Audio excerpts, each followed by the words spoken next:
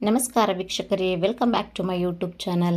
ಇವತ್ತು ನಾನು ಮಟನ್ ಬೇಯಿಸಿದ ನೀರಿನಿಂದ ಮಟನ್ ಸೂಪ್ ಮಾಡೋದು ಹೇಗೆ ಅಂತ ಹೇಳ್ಕೊಡ್ತಾ ಇದ್ದೀನಿ. ಇದು ಮಾಡೋದು ತುಂಬಾ ಈಸಿ ಮತ್ತು ಕ್ವಿಕ್ಕಾಗಿ ಇದನ್ನು ಮಾಡ್ಬೋದು. ಇದನ್ನು ಮಾಡೋದಕ್ಕೆ ನಾನು ಗ್ಯಾಸ್ ಮೇಲೆ ಒಂದು ಪಾತ್ರೆಯನ್ನು ಇಟ್ಕೊಂಡು ಅದಕ್ಕೆ 1-2 ಚಮಚ ಎಣ್ಣೆಯನ್ನು ಹಾಕ್ಕೊಳ್ತಾ ಇದ್ದೀನಿ. ಎಣ್ಣೆ ಬಿಸಿ ಆದಮೇಲೆ ಇದಕ್ಕೆ ಚಿಕ್ಕ ಚಿಕ್ಕದಾಗಿ ಕಟ್ ಮಾಡಿ ಇಟ್ಕೊಂಡಂಥ 1 ಕಪ್ ಆಗುವಷ್ಟು ಈರುಳ್ಳಿಯನ್ನು ಆ್ಯಡ್ ಮಾಡ್ತಾಯಿದ್ದೀನಿ. ಈರುಳ್ಳಿಯನ್ನು ಹಾಕಿದ್ಮೇಲೆ ಇದನ್ನು ಚೆನ್ನಾಗಿ ಫ್ರೈ ಮಾಡಬೇಕು.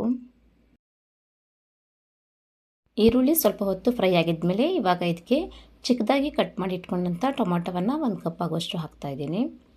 ಇದನ್ನು ಕೂಡ ಫ್ರೈ ಮಾಡಬೇಕು. ಇದೆರಡು ಫ್ರೈ ಆಗಿ ಸ್ವಲ್ಪ ಸ್ಮ್ಯಾಶ್ ಥರ ಆಗಬೇಕು. ನಂತರ ಇದಕ್ಕೆ ಸ್ವಲ್ಪ ಶುಂಠಿ ಮತ್ತು 2-3 ಬೆಳ್ಳುಳ್ಳಿ ಎಸ್ತುಗಳನ್ನು ಜಜ್ಜಿ ಹಾಕ್ತಾಯಿದ್ದೀನಿ. ಮತ್ತು ಇದಕ್ಕೆ 1/4 ಚಮಚದಷ್ಟು ಅರಿಶಿಣದ ಪುಡಿ ಮತ್ತು ಮಟನ್ ಪೀಸ್ಗಳನ್ನು ಹಾಕ್ತಾಯಿದ್ದೀನಿ. ಅಂದರೆ ಮಟನನ್ನು 7 ವಿಸಿಲ್ ಹಾಕಿ ಬೇಯಿಸಿರೋದು. ಅದರಲ್ಲಿರುವ ಮೂಳೆ ಪೀಸು ಮತ್ತು ಮಟನ್ ಪೀಸನ್ನು 2-3 ಚಿಕ್ಕ ಚಿಕ್ಕದಾಗಿ ಕಟ್ ಮಾಡಿ ಹಾಕ್ತಾಯಿರೋದು. ನಂತರ ಇದಕ್ಕೆ ಕಾಳುಮೆಣಸಿನ ಪುಡಿಯನ್ನು ಹಾಕ್ತಾಯಿದ್ದೀನಿ. ನಿಮಗೆ ಖಾರ ಜಾಸ್ತಿ ಬೇಕನ್ಸಿದ್ರೆ ನೋಡ್ಕೊಂಡು ಹಾಕ್ಕೊಳ್ಳಿ. ಇವಾಗ ಇದಕ್ಕೆ ರುಚಿಗೆ ತಕ್ಕಷ್ಟು ಉಪ್ಪನ್ನು ಹಾಕಿ ಇದನ್ನು ಒಂದು ಸಲ ಚೆನ್ನಾಗಿ ಮಿಕ್ಸ್ ಮಾಡಿ 1-2 ಸೆಕೆಂಡ್ ಇದನ್ನು ಬೇಯಿಸ್ಕೊಳ್ತಾ ಇದ್ದೀನಿ.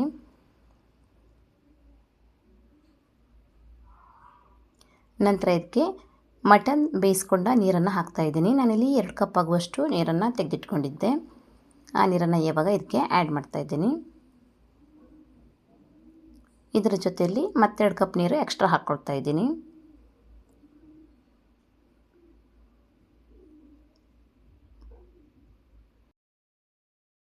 ಸೂಪ್ನ ತಿಕ್ನೆಸ್ನ ನೋಡಿಕೊಂಡು ಮತ್ತೆ ನೀರು ಬೇಕಿದ್ದರೆ ಆ್ಯಡ್ ಮಾಡ್ಕೊಳ್ಳಿ.